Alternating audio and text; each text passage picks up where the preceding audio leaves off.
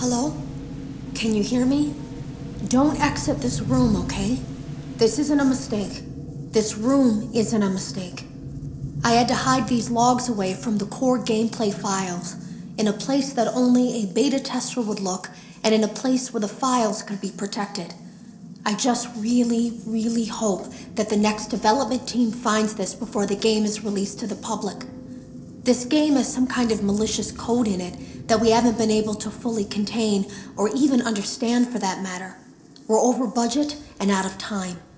But that's not the reason that we're shutting down. Listen, I have to keep this short so the file size will be small enough to fly under the radar. There are more. They may not be in order. I saw it for the first time today. There was a character I couldn't make out who it was, standing at the end of the hall. I thought it was just bugged out, so I made a note of it and kept playing. But then it was looking in the window, and not like Chica or Bonnie would. It was like it was actually looking in the window, seeing what I was doing.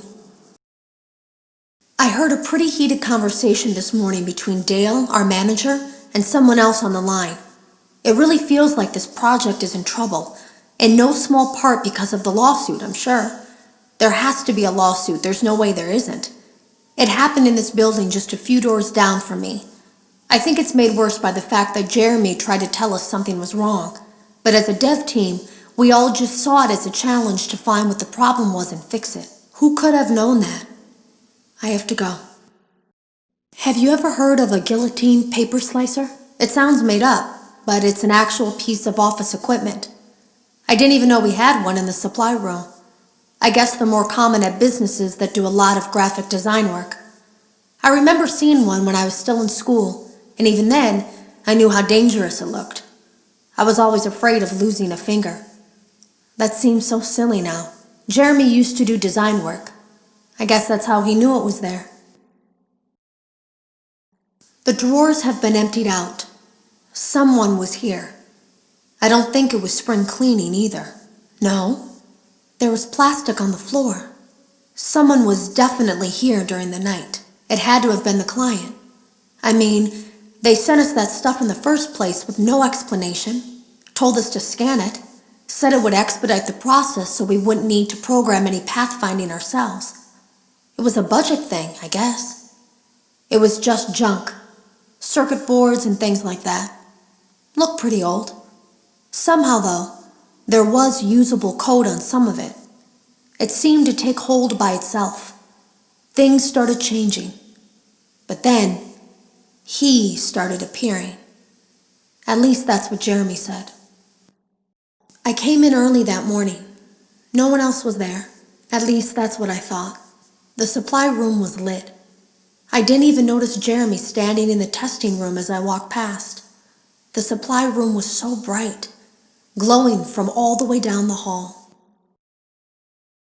Jeremy complained of nightmares when he came in this morning. He wasn't talking about it like someone telling a friend about his dreams, though. He was pale, looked like he hadn't eaten in days. He spent an hour talking in Dale's office, but it didn't look like he was given much sympathy. When he came out, he went directly back to the testing room.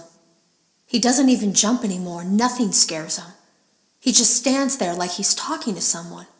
Sometimes he rocks from side to side. We were told to leave him alone. I knew I was in line to do the testing next. They'd been prepping me for it. I guess they knew that Jeremy would need to be replaced soon.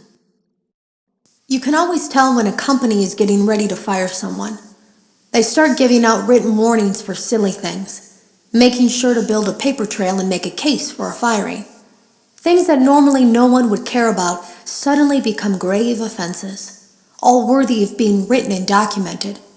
I guess it works two ways, because it also encourages a person to quit rather than be scrutinized so heavily.